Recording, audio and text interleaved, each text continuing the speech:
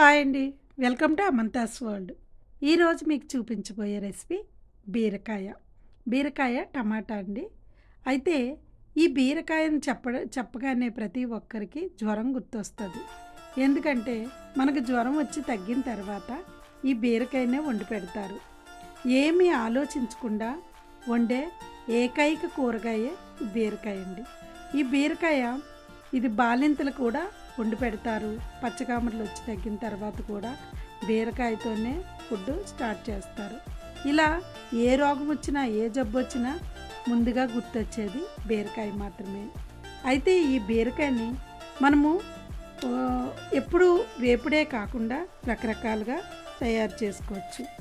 మటన్లో వేసుకోవచ్చు, రొయ్యలు బీరకాయ వండుతారు, చికెన్ బీరకాయ వండుతారు, పప్పు బీరకాయ వండుతారు, టమాటా బీరకాయ వండుతారు.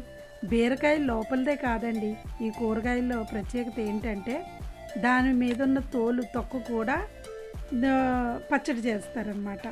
ఈ కూరగాయలో వేస్టేజ్ అనేది ఏమీ ఉండదు. ఈ కూరగాయని మనము ఎంత తింటే అంత మంచిదండి. ఎందుకంటే ఇందులో మనకి హెల్త్కి మేలు చేసేవి చాలా ఉన్నాయి.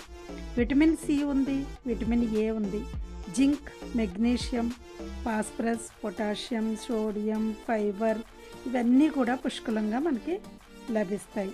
అంతేకాదు ఈ వాటర్ కంటెంట్ కూడా ఎక్కువగా ఉంటుంది. ఈ వాటర్ కంటెంట్ ఫైబర్ ఉండడం వల్ల మనకి డైజెషన్ ఈజీగా అవుతుంది. కాబట్టి దీన్ని మనకి ఏ బాధ వచ్చినా తగ్గిన తర్వాత దీన్ని వండి పెడతారు. ఇది పశ్చిమలో మహారాణి అన్నమాట. అంతేకాదు దీనివల్ల రక్తహీనత కూడా తగ్గుతుందంటండి. వెయిట్ లాస్కి కూడా ఇది వాళ్ళు తీసుకునే డైట్లో దీన్ని రెగ్యులర్గా యూజ్ చేస్తారంట. ఎందుకంటే ఈ బీరకాయ వల్ల అధిక బరువు కూడా తగ్గుతుందంటండి. కొవ్వును సులభంగా కరిగిస్తుంది. శరీరంలో ఉన్న ఇన్సులిన్ ఉత్పత్తిని కూడా క్రమ పద్ధతిలో ఉంచడం వల్ల ఇది మధుమేహ వ్యాధితో బాధపడేవారు కూడా ఈ బీరకాయ అనేది చాలా మంచిదని చెప్తారు. ఈ బీరకాయలు వ్యాధి నిరోధక శక్తిని పెంచడం వల్ల కూడా ఈ బీరకాయలు ఎక్కువగా వండుకుంటారు. బీరకాయల్లో మనకి 3 రకాలు కనిపిస్తాయండి.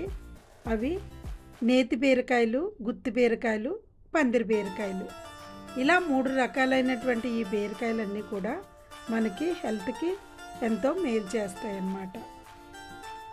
బీరకాయ కూర కూడా మాకు చేసుకోవడం రాదా అని కొంతమంది అనుకోవచ్చండి. నేను చేసేది ఎక్కువగా పిల్లల కోసం చేస్తున్నాను. అంటే నేటి కాలంలో ఎక్కువగా పిల్లలు ఉద్యోగరీత్యా అవ్వచ్చు, చదువు రీత్యా అవ్వచ్చు, ఏదో ఒక విధంగా తల్లిదండ్రులకు దూరంగా ఉంటున్నారు. కాబట్టి వాళ్ళే వంట చేసుకోవాల్సిన పరిస్థితి కొంతమందికి వస్తుంది. ఇంత చిన్న చిన్న రెసిపీలు కూడా వాళ్ళకి తెలియడం లేదు. ఈ విధంగా ఈజీగా ఎలా చేయాలి అనేది వాళ్ళకి మనం ఈజీగా ఉండే వంటలు మాత్రమే చేయడానికి వాళ్ళు ఇష్టపడతారు. కాబట్టి నేను ఈజీగా ఉండేవి, టేస్ట్గా ఉండేవి మాత్రమే పెడుతున్నాను. పిల్లలు చూసి వాళ్ళు చాలా వరకు నాకు ఫీడ్బ్యాక్ వస్తుందండి. ఇవి చూసి చేసుకుంటున్నారు. అందువల్లే నేను చాలా సింపుల్గా చేస్తున్నాను. ఇప్పుడు నేను చేసిన బీరకాయ కూర చూడండి ఎంత సింపుల్గా చేశానో. ముందుగా తక్కువ ఆయిల్ వేసుకొని అందులో ఉల్లిపాయలు, పచ్చిమిరపకాయలు, కరివేపాకు వేసుకొని వేయించుకున్నాను. తర్వాత కొంచెం అల్లం వెల్లుల్లి పేస్ట్ వేసి అది పచ్చివాసన పోయే వరకు వేయించి అందులో టమాటా ముక్కలు పెద్దగా కట్ చేసుకొని వేసుకున్నాను. పెద్దగా ఎందుకు కట్ చేశానంటే మనకి మంచిగా అవి మగ్గుతాయండి.